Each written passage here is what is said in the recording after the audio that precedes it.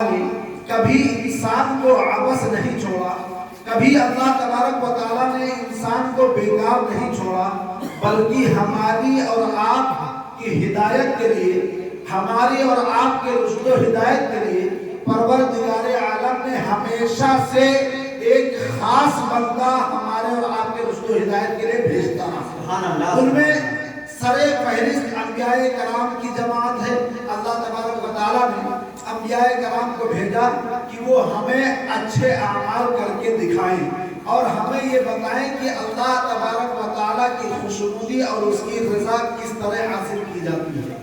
اب جب اللہ تبارک و تعالیٰ نے اپنے محبوب حضور محمد عربی صلی اللہ تعالیٰ علیہ وسلم کو بھیج دیا تو سبھی کو معلوم ہے کہ اس کے بعد نبوت کا دروازہ اللہ نے بند فرما دیا۔ اب کوئی نبی نہیں آئے حضور کے بعد۔ اگر کوئی مانے کہ نبی آئے گا تو یہ کفر ہے۔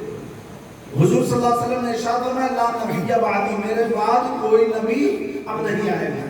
اب حضور صلی اللہ تعالیٰ علیہ وسلم کو یہ قلق تھا، یہ دکھ ہوا کرتا تھا کہ آخر میرے وصال کے بعد اب کوئی نبی بھی نہیں آئے گا تو اس امت تک ہمارے پیغامات اور احکام الہی پہنچیں گے کیسے؟ تو اللہ تبارک و تعالیٰ نے اپنے محبوب کی رضا کے لیے، خوشنودی کے لیے وعدہ فرمایا کہ اے محبوب پریشان مت ہو، تمہارے احکام، تمہارے پیغامات کو پہنچانے کے لیے میں دو گروہ کو پیدا کروں۔ سبحان اللہ۔ وہ کون سی ہوگی؟ پہلی گروہ علماء کرام کی ہوگی۔ اللہ کے رسول صلی اللہ علیہ وسلم نے ارشاد فرمایا العلماء ورثۃ الانبیاء، جو علماء یہ انبیاء کرام کے وارث ہیں۔ انبیاء کرام کی جو زمینیں ہوتی ہیں، ان کے جو دولت ہوتے ہیں، اس میں کوئی وراثت نہیں ہوتی، نہ وہ کسی کے وارث ہوتے ہیں نہ وہ کسی کو وارث بناتے ہیں۔ لیکن یہاں پر جو حضور صلی اللہ تعالی وسلم نے ارشاد فرمایا کہ وہ علماء انبیاء کے وارث ہیں، اس کا مطلب یہ ہے کہ علم کے وارث ہیں، یعنی جو حضور صلی اللہ تعالی وسلم نے احکام پیغامات پہنچائے ہیں اس کو ہم پہنچانے پہ وارث ہیں۔ آج علماء کرام اسی کام کو انجام دے رہے ہیں۔ دوسری گروہ وہ ہے جو اپنے تزکیے نفس کے باعث پوری دنیا میں شہرت پائی۔ وہ قوم کون سی ہے؟ جنہیں ہم اور آپ اولیاء اللہ سے جانتے ہیں۔ اولیاء اللہ ہمیشہ پوری دنیا میں ہمیشہ ہمہ وقت پروردگار عالم نے ان کا وجود رکھا، بلکہ 40 اولیاء کرام ہمہ وقت پوری دنیا میں ہوتے ہیں جو ہم لوگوں کے آنکھوں سے چھپے ہوتے ہیں، اور حقیقت یہ ہے کہ انہی کے وسیلے سے اللہ تبارک و تعالیٰ بارشیں عطا کرتا ہے اور لوگوں کو نعمتیں اور رحمتیں عطا کرتا ہے۔ تبھی یہ دنیا اولیاء کرام سے خالی نہیں ہے۔ اولیاء کرام کیسے بنتے ہیں؟ کس طریقے سے ولی بنا جاتا ہے؟ غوث اعظم رضی اللہ تعالیٰ عنہ کا مقام اتنا بڑا کیوں ہے؟ اللہ تبارک و تعالیٰ نے اگر دیکھا جائے حضور غوث اعظم رضی اللہ تعالیٰ عنہ کا مقام پروردگار عالم نے بہت بلند فرمایا۔ ان تمام اولیاء کرام میں حضور غوث اعظم رضی اللہ تعالیٰ عنہ کا مقام کتنا بلند ہے؟ حضور صلی اللہ تعالیٰ علیہ وسلم کی ایک حدیث یاد آئی۔ حضور صلی اللہ تعالیٰ علیہ وسلم ہمہ وقت گاہے بگاہے کبھی کبھی سیدہ فاطمہ الزہرا کے گھر تشریف لایا کرتے تھے۔ ایک مرتبہ حضور صلی اللہ تعالی علیہ وسلم سیدہ فاطمہ الزہرا کے گھر تشریف لائے۔ آپ تشریف لائے، سیدہ فاطمہ الزہرا نے چادر وغیرہ بچھائی، آپ کا استقبال کیا، حضور صلی اللہ علیہ وسلم نے تشریف فرمائی۔ یعنی وہاں پر 5 تن جمع ہوا، 5 تن، جس کو ہم اور آپ پنجتن کہتے ہیں، یعنی حضور کی ذات سیدہ فاطمہ الزہرا اور سیدنا علی رضی اللہ تعالیٰ عنہ اور سیدنا امام حسن اور امام حسین۔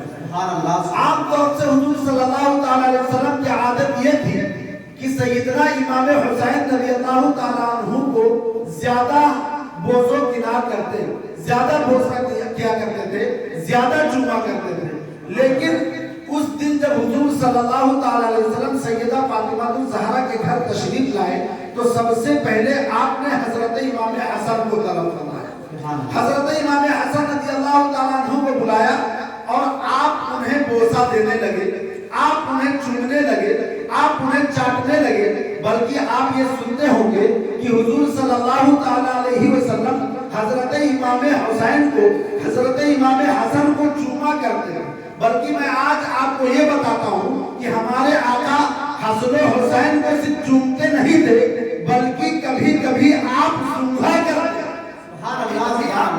سونگھا کرتے ہیں. اور سونگھا کس چیز کو جاتا ہے؟ سونگھا اس کو جاتا ہے جس کے اندر خوشبو ہوتی ہے, جس کے اندر رائحہ ہوا کرتا ہے, جس کے اندر خوشبو ہوا کرتی ہے. اسی واقعے کو دیکھ کر کے حضور اعلیٰ حضرت فرماتے ہیں, کیا بات رضا اس چمنستان کرم کی زہرا ہے کلی جس میں حسین اور حسن ہوا. پہلے حضور صلی اللہ تعالیٰ علیہ وسلم کی آمد ہوئی.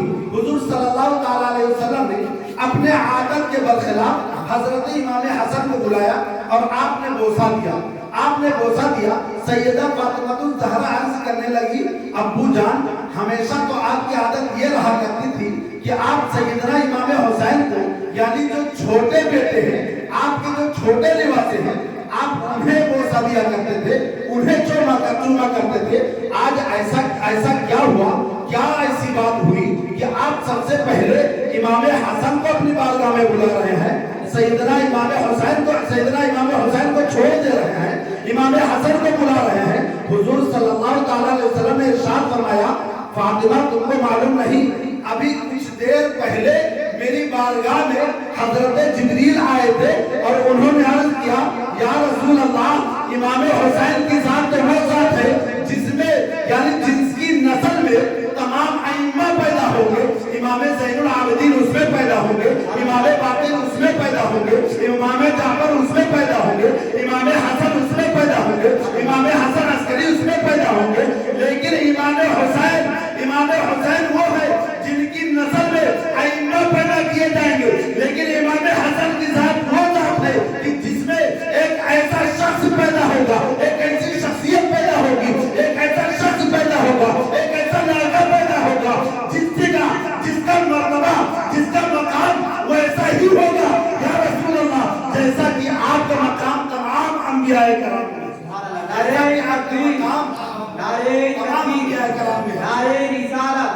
نعرے رسالت, جسم غوث الورا, عصمت مصطفیٰ. اور یہی ہوا کہ حضور صلی اللہ تعالیٰ علیہ وسلم کی فرمان کی برکت رہی کہ جب 470 ہجری میں شہر گیلان میں سیدنا عبد القادر جیلانی رضی اللہ تعالیٰ عنہ کی پیدائش ہوتی ہے, دیکھتے دیکھتے آپ اس مقام کو چھو لیتے ہیں, پڑھتے پڑھتے اس مقام کو چھو لیتے ہیں. بلکہ آپ خود فرماتے ہیں کہ میں نے یہ مقام جو پایا ہے یہ ایسے نہیں پایا, آپ کی طریقے سے کھیل کود کر نہیں, بلکہ آپ فرماتے ہیں درست العلم حتی صرت کتبا, میں نے علم اتنا حاصل کیا کہ میں کتب بن گیا. میں اللہ تبارک و تعالیٰ کا بڑا قریب دوست بن گیا, یعنی یہ علم کی برکت ہے. حضور سیدنا غوث اعظم رضی اللہ تعالیٰ عنہ کا مقام یہ مقام ہے کہ حضرت غوث اعظم رضی اللہ تعالیٰ عنہ نے ایک بار منبر پہ ارشاد فرمایا, جمعہ کا دن تھا, خطبے میں آپ ارشاد فرما رہے تھے, بہت ساری باتیں اس دن آپ نے ارشاد فرمائی تھی, لیکن اس میں جب جلال آپ کو آیا, یعنی ایک حالت ہوتی ہے اولیاء کرام کی وجد, وہ وجد کی حالت میں امام سیدنا عبد القادر جیلانی رضی اللہ تعالیٰ عنہ جیسے آئے, آپ نے فرمایا کہ رقبتی ہاتھی علی رقبتی کل ولی اللہ, کہ میرا یہ جو قدم ہے یہ تمام اولیاء کرام, تمام اللہ کے دوست, تمام اللہ تبارک و تعالیٰ کے اولیاء جتنے ہیں اور جتنے ہوں گے, سب پر میرا یہ قدم سب کی گردنوں. سبحان اللہ. حضرت غوث اعظم رضی اللہ تعالیٰ عنہ کہاں فرما رہے ہیں؟ بغداد میں, یعنی شہر گیلان میں. آپ یہ ارشاد فرما رہے ہیں کہ میرا یہ قدم تمام اولیاء اللہ کے گردن پر ہے. خراسان میں بیٹھا ہوا ایک شخص جس کو خواجہ معین الدین چشتی کہا جاتا ہے, آپ محو عبادت تھے, آپ اللہ کے بہت بڑے نیک بندے اور بہت نیک اور صالح انسان تھے, آپ بھی ولایت کے بہت بڑے درجے پر فائز تھے, آپ محو عبادت تھے. حضور غوث اعظم رضی اللہ تعالیٰ عنہ نے ارشاد فرمایا اللہ کی گردنوں پر ہے. تو حضرت خواجہ معین الدین چشتی نے جب یہ پیغام سنا, یہ حکم سنا, تو آپ نے یہ نہیں فرمایا ہاں ہاں عبد القادر آپ کا قدم ہمارے گردن پر ہے, بلکہ آپ نے یہ فرمایا نہیں نہیں, صرف قدم نہیں بلکہ صرف آپ کا قدم میری گردن پہ نہیں, بل علی عینی و رأسی, بلکہ آپ کا قدم اے عبد القادر میرے صرف گردن پہ نہیں ہے بلکہ میری آنکھوں پر بھی ہے, میرے سر پر بھی ہے. اے عبد القادر آپ کا مقام تو وہ مقام ہے کہ آپ کا قدم صرف میری گردن پہ نہیں ہے بلکہ آپ کا مقام وہ مقام ہے کہ آپ کے قدمین مبارکین ہمارے آنکھوں پر ہے, ہمارے سر پر ہے. بلکہ اس وقت جتنے اولیاء کرام تھے سبوں نے جواب دیا تھا, سبوں نے یہ کہا تھا ہاں عبد القادر آپ کا قدم ہمارے گردنوں پر ہے. بلکہ علماء لکھتے ہیں جتنے انبیاء کرام آنے والے تھے اور جتنے پردہ فرما چکے تھے سبوں نے یہ اعلان کا جواب دیا تھا کہ ہاں عبد القادر آپ کا قدم ہماری گردنوں پر ہے. لیکن جب بریلی کی سرزمین پر, جب بریلی کی دھرتی پر یہ آواز پہنچی کہ حضور غوث اعظم رضی اللہ تعالیٰ عنہ نے ارشاد فرمایا ہے قدمی حالی علی رقبت کل ولی اللہ, کہ میرا یہ قدم تمام اولیاء اللہ کی گردنوں پر ہے. تو حضرت مفتی اعظم ہند نے یہ نہیں فرمایا کہ ہاں عبد القادر آپ کا قدم میرے گردن پر ہے, آپ کا قدم میرے سر پر ہے, یہ نہیں فرمایا بلکہ یہ فرمایا یہ دل, یہ جگر, یہ آنکھیں, یہ سر, جہاں چاہو رکھو قدم غوث اعظم, جہاں چاہو رکھو قدم غوث اعظم. اور حضور اعلی حضرت نے یوں عکاسی فرمائی واہ کیا مرتبہ اے غوث ہے بالا تیرا, اونچے اونچوں کے سروں سے قدم اعلیٰ تیرا. پھر آپ فرماتے ہیں کتنا اعلیٰ ہے, کتنا بلند ہے, یعنی آپ کا قدم کتنا بلند ہے, آپ کی اونچائی کتنا ہے, آپ کی اونچائی کتنی ہے, آپ کی بلندی کتنی ہے. پھر آپ فرماتے ہیں سر بھلا کیا کوئی جانے کہ ہے کیسا تیرا, اولیاء ملتے ہیں آنکھیں وہ ہے تلوار تیرا. یعنی حضرت غوث اعظم رضی اللہ تعالیٰ عنہ کے قدمین مبارکین کا یہ عالم ہے کہ اولیاء کرام اپنے آنکھوں پہ ملتے ہیں, اپنی گردنوں پر رکھتے ہیں, اپنے سروں کا تاج بناتے ہیں, وہ ہے غوث اعظم رضی اللہ تعالیٰ عنہ. حضور غوث اعظم رضی اللہ تعالیٰ عنہ کو یہ مقام کیسے حاصل ہوا؟ حضور غوث اعظم رضی اللہ تعالیٰ عنہ کو یہ مقام دو طریقے سے حاصل ہوا. سب سے پہلے علم حاصل, سب سے پہلے علم حاصل کرتے. آپ کی جیسے پیدائش ہوتی ہے اس کے بعد آپ بہت سارے علماء کرام سے کرامات سنتے ہیں. 4 سال کی عمر میں آپ کو مدرسے میں حافظ صاحب کے پاس لایا گیا, بسم اللہ شریف پڑھائی گئی. جیسے ہی آپ نے بسم اللہ پڑھا استاد صاحب نے کہا کہ پڑھو الحمدللہ رب العالمین. حضور غوث اعظم رضی اللہ تعالیٰ عنہ نے قرآن عظیم پڑھنا شروع کیا اور اتنا شروع کیا, اتنا پڑھا کہ 18 پارہ. سبحان اللہ. آپ کی عمر ابھی 4 سال کی ہے اور آپ 18 پارے کے حافظ ہیں.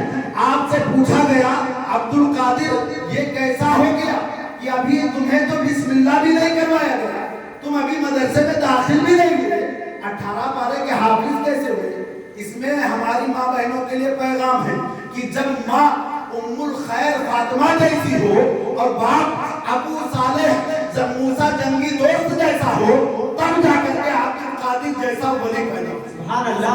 حضرت ام الخیر فاطمہ جو آپ کی والدہ ہیں ہمہ وقت اتنی متقیہ, اتنی پرہیزگار تھی, اتنی صالحہ تھی کہ ہمہ وقت اپنے سروں کو اللہ تبارک و تعالیٰ کے سامنے جھکائے رہتی تھی اور قرآن عظیم اتنی تلاوت فرماتی تھی. نعرہ تکبیر, نعرہ تکبیر, نعرہ رسالت, نعرہ رسالت, بس کے اعلیٰ حضرت, نعرہ تکبیر, نعرہ رسالت.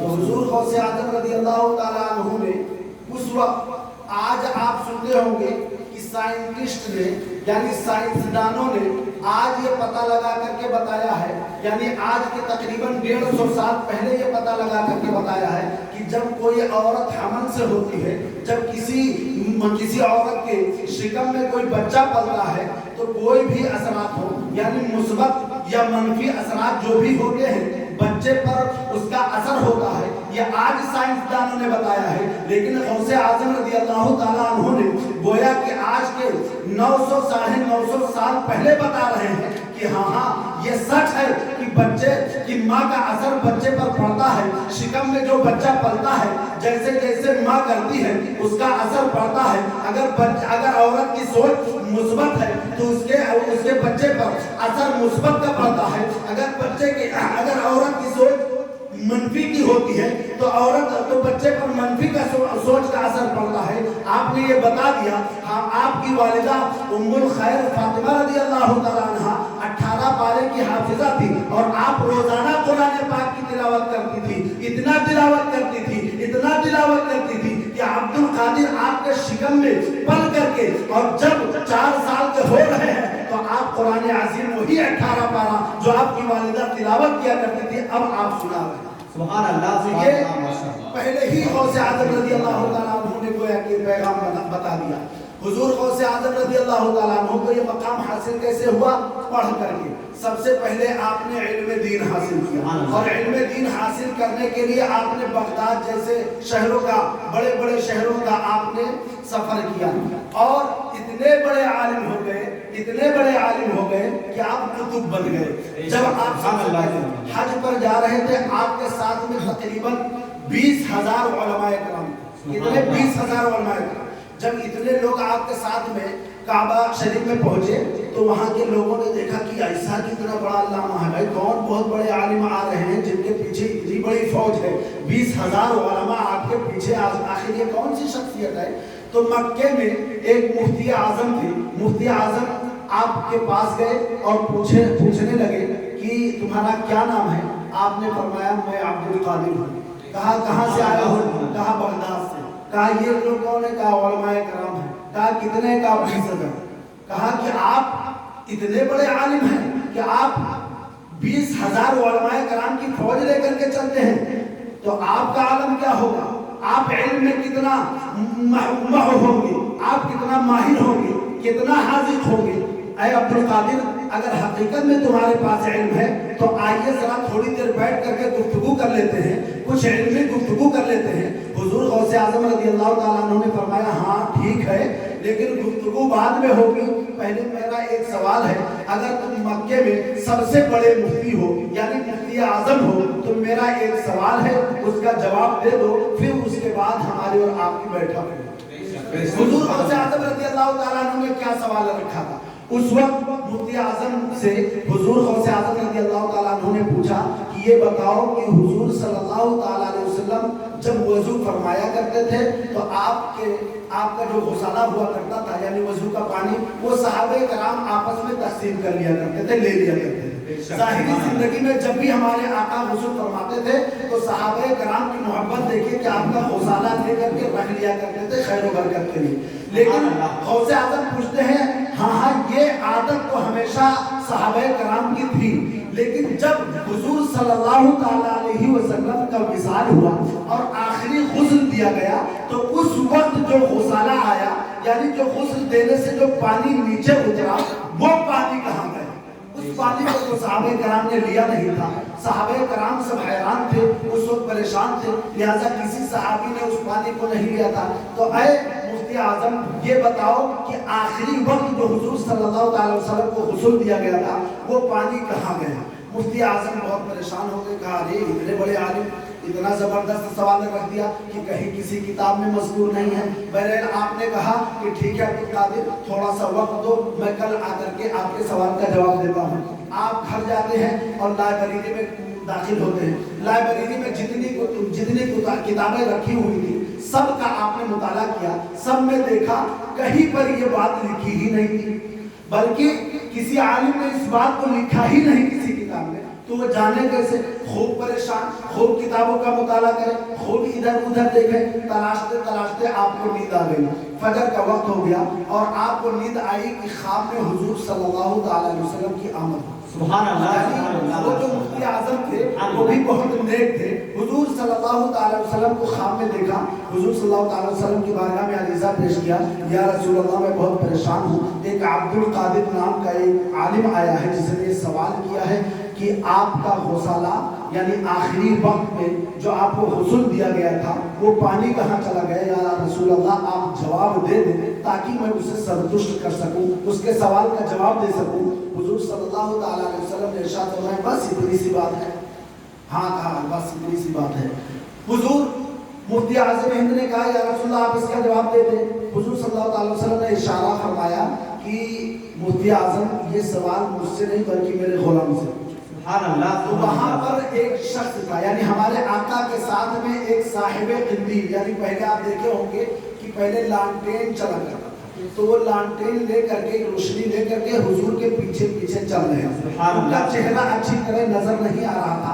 आप लिखते हैं कि रोशनी की वजह से आपका चेहरा नजर नहीं आ रहा था, लेकिन हुजूर ने इशारा फरमाया कि ये मेरा गुलाम है, इनसे यही सवाल का जवाब पूछ लो। आपने उनसे दरियाफ्त किया, उन्होंने इसका जवाब दिया और जवाब दे दिया। उसके बाद आपकी नींद खुल गई, आप बेदार हुए। बेदार होने के बाद आनन फानन फिर मस्जिद में आए, अब्दुल कादिर को तलाश किया, कहा कहाँ है अब्दुल कादिर, आपके पास आए और फिर उसके बाद बातचीत होने लगी। हुजूर गौसे आज़म रज़ी अल्लाह ताला अन्हु ने उसके बाद उस मसले को दोहराया ही, यानी जब मजलिस में बैठे थे तो अब आपने ये सोचा, मुफ्ती आज़म हिंद ने, मुफ्ती आज़म ने मक्का ने ये सोचा कि ये दोबारा सवाल करें, मैं उसका जवाब दूं, लेकिन हुजूर गौसे आज़म रज़ी अल्लाह ताला अन्हु ने फिर दोबारा उस सवाल को दोहराया ही नहीं। आप जब हैरान रह गए, कुछ देर हो गया, तो आपने कहा कि हाँ वो जो आपने कल सवाल किया था उसका जवाब चाहिए तो बताओ मैं जवाब दे दूं। अब्दुल कादिर ने कहा हाँ जवाब दे दो। जब ये जवाब देने लगे तो हुजूर गौसे आज़म रज़ी अल्लाह ताला अन्हु ने फरमाया कि ये बताओ ये जवाब तुमने कहाँ से तुम्हें इस जवाब की मालूमात हुई, इस सवाल का जवाब कहाँ से आपने दरियाफ्त किया। तो उन्होंने कहा कि मैंने बस किताबों से ढूंढ लिया, भाई बहुत सारी किताबें हमारे पास है, बहुत इल्म है, मैंने ढूंढा है।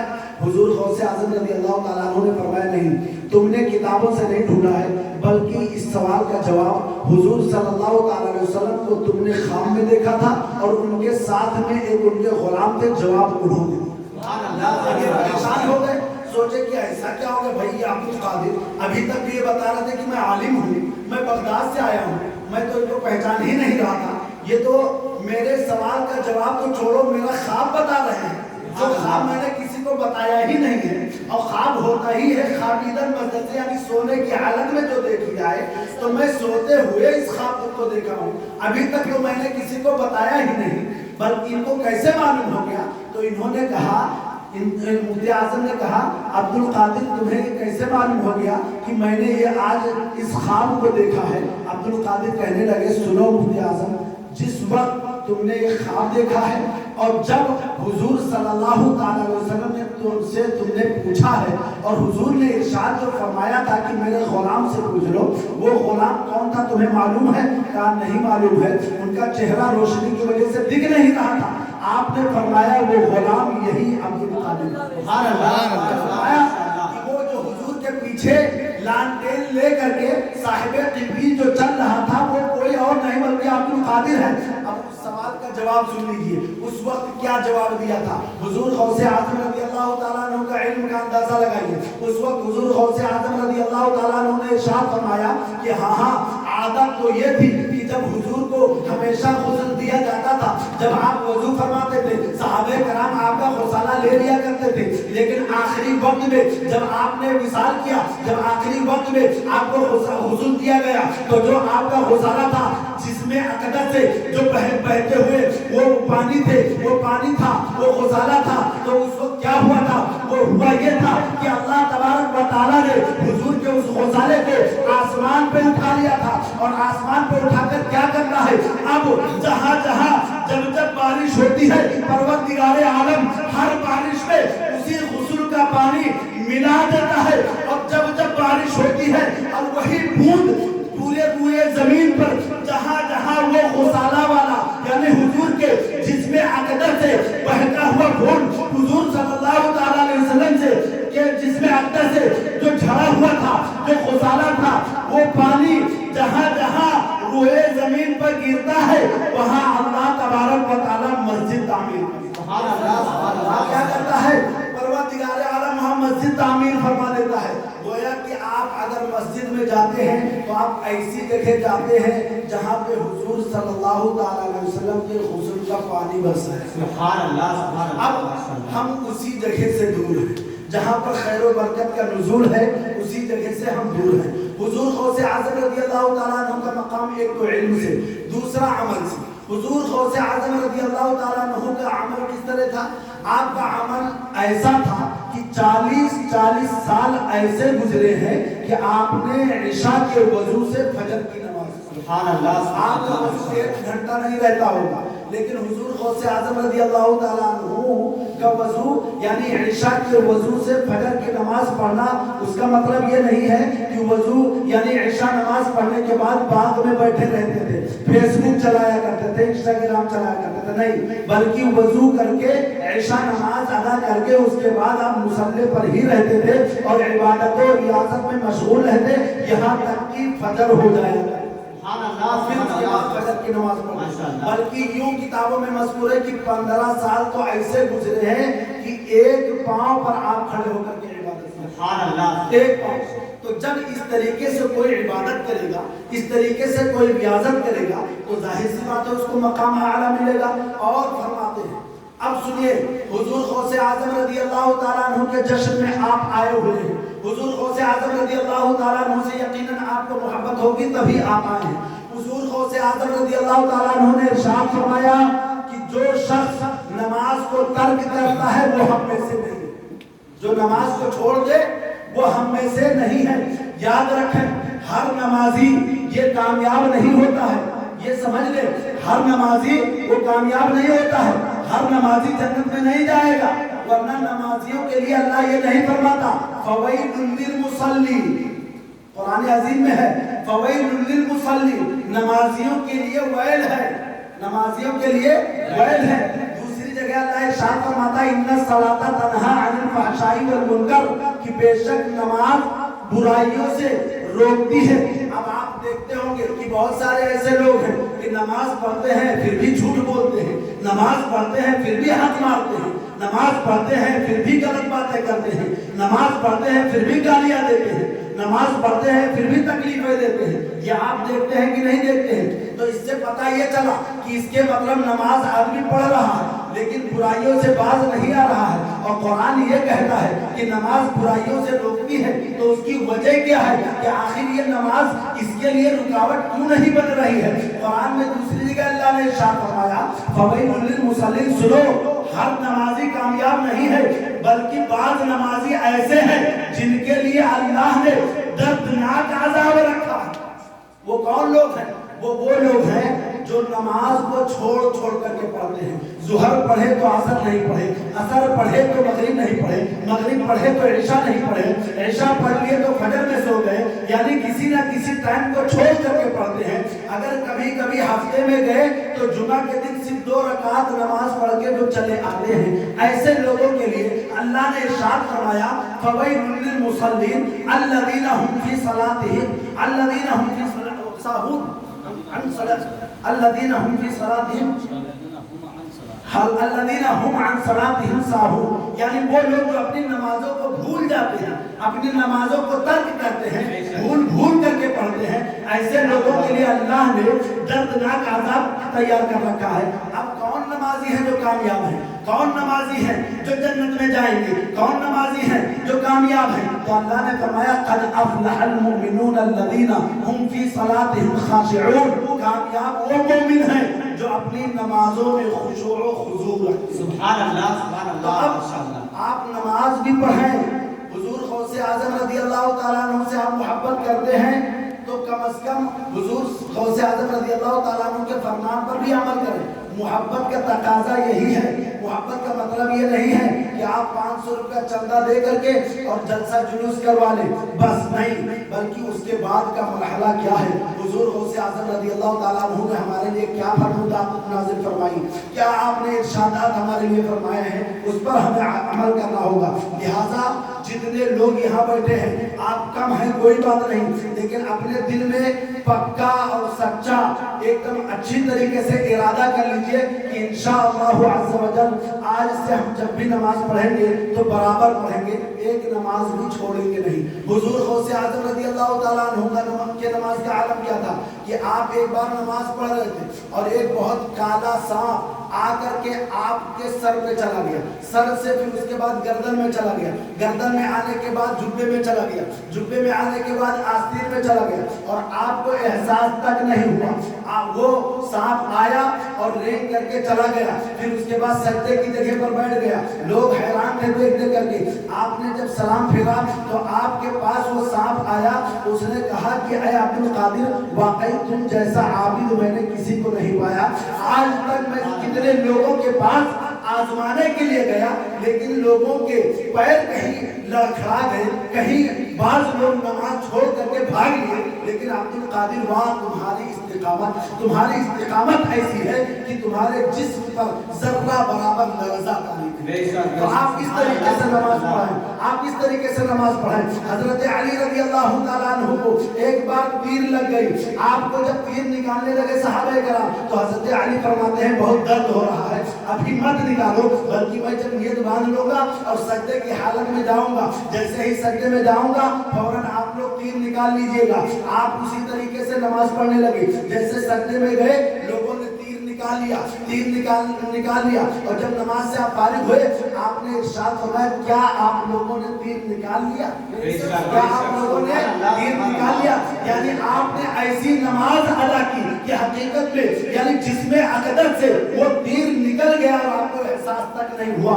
ایسے ہی عبادت ہونی چاہیے۔ اللہ کے رسول صلی اللہ علیہ وسلم نے ارشاد فرمایا صلو کما رأیتمونی اصلی، یہ تمہارے لیے تخفیف ہے، ورنہ اگر ہمارے آقا چاہتے تو یہ ارشاد فرماتے صلو کما اصلی، نماز ایسے ہی پڑھو جیسے کہ میں پڑھتا ہوں، جیسے کہ میں پڑھتا ہوں۔ اور یہ اگر ہمارے آقا ارشاد فرما دیتے تو سب پر یہ ضروری ہو جاتا کہ جیسے حضور قیام فرماتے ہیں ویسے آپ کو قیام کرنا ہوتا، جتنا آپ قرات فرماتے ہیں اتنا ہی آپ کو قرات کرنا ضروری ہو جاتا، جتنی دیر آپ سجدہ فرماتے ہیں اتنا آپ کو سجدہ کرنا لازم ہو جاتا۔ لیکن ہمارے آقا نے آپ پر ہم سب پر رحم فرمایا اور آپ نے یہ نہیں فرمایا اے میرے امتیوں تم ایسے ہی نماز پڑھو جیسے میں پڑھتا ہوں، نہیں، بلکہ آپ نے یہ ارشاد فرمایا صلو کما رأیتمونی اصلی، تم ایسے نماز پڑھو جیسا کہ تم مجھے پڑھتے ہوئے دیکھتے ہو، جیسا کہ تم مجھے پڑھتے ہوئے دیکھتے ہو، یعنی صرف میری نقل کر لو کہ میں قیام بھی کرتا ہوں، میں رکوع بھی کرتا ہوں، میں سجود بھی کرتا ہوں، بس اتنا دیکھ لو اور اسی کو آپ نقل میں لاؤ، اسی طریقے سے نماز ادا کرتے رہو۔ لیکن یاد رکھو نماز خشوع و خضوع کے ساتھ ہونا چاہیے، یہ نہیں کہ آپ نیت باندھ ہے تو آپ کا دماغ آپ کے دکان میں ہو، آپ کا دماغ فیس بک میں ہو، آپ کا دماغ واٹس ایپ اور موبائل پر ہو، میسج کوئی آیا ہے یا نہیں، بلکہ یہ نہ ہو، بلکہ آپ جب نماز پڑھیں اللہ کے رسول صلی اللہ تعالی علیہ وسلم نے ارشاد فرمایا کہ تم نماز پڑھنے کے وقت ایسے ہی عبادت میں مشغول رہو کہ جیسے تم یہ سوچو، ایسے اس طریقے سے کہ تم خدائے پاک کو دیکھ رہے ہو، یعنی عبادت تم ایسی کرو کہ گویا کہ تم خدائے پاک کو دیکھ رہے ہو۔ اب اگر ایسا نہ ہو سکتا، اب ظاہر سی بات ہے ہمارے پاس وہ دل ہی نہیں ہے، ہمارے پاس اگر اتنا عمل ہوتا ہی کہ ہم خدائے پاک کو دیکھ لیں تو ہم ایسے تنزلی میں کیسے جاتے، اتنے گھاٹے کا سودا ہم کیسے کر لیں؟ تو حضور صلی اللہ علیہ وسلم نے ارشاد فرمایا کہ عبادت کے معاملے میں آپ ایسے ہی عبادت کرو کہ گویا کہ تم خدائے پاک کو دیکھ رہے ہو، اور اگر ایسا نہ ہو سکے تو کم از کم اتنا ضرور ہو کہ خدائے پاک تم کو دیکھ رہا ہے، خدائے پاک تم کو دیکھ رہا ہے۔ تو نماز میں جب آپ کھڑے ہو تو آپ بھی یقین یہ جان لیں، بلکہ یقین کامل ہونا چاہیے کہ پروردگار عالم آپ کو دیکھ رہا ہے، اور ہر قدم जब जब आप चले तो अल्लाह तबारक व तआला की रज़ा के लिए चले, उसकी खुशनुदी के लिए चले। गौसे आज़म रज़ी अल्लाह तआला अन्हु ने इरशाद फरमाया कि जो लोग नमाज छोड़ते हैं वो हम में से नहीं है। लिहाजा अगर हकीकत में आप हुजूर गौसे आज़म रज़ी अल्लाह तआला अन्हु से मोहब्बत फरमाते हैं, मोहब्बत करते हैं, इतने पैसे खर्च करते हैं, तो आप खूब जो है फातिहा नियाज दिलाते हैं, यकीनन ये कार्य सवाब है, बहुत अच्छा काम है, इसमें सवाब आपको मिलेगा। आज जितने लोगों ने शिरकत की है जलसे में सबको सवाब मिलेगा। लेकिन अगर हुजूर गौसे आज़म रज़ी अल्लाह तआला अन्हु के इस फरमान से आपने मुंह मोड़ लिया आज, तो कल क़यामत के दिन अगर गौसे आज़म ने आपको पहचानने से इनकार कर दिया और आपकी तरफ अपनी नजरे रहमत न फरमाई तो आपका क्या हाल होगा। लिहाजा हुजूर गौसे आज़म रज़ी अल्लाह तआला अन्हु ने जो फरमान जारी फरमाए हैं, जो हमारे लिए इरशाद फरमाया है, हम सबको चाहिए कि उस पर इस्तिकामत के साथ गामज़र रहें। परवरदिगार आलम से दुआ है कि परवरदिगार आलम हमारे बोलने में जो कुछ गलतियाँ रही हो अपने फजल व करम से उसे माफ़ फरमा, और जो हमने कहा है उस पर हमें और सबको, आप तमाम सामीईन को, सबसे पहले हमको फिर आपको अमल करने की तौफीक अता करें। वमा अलैना इल्लल बलाग। अस्सलामु अलैकुम।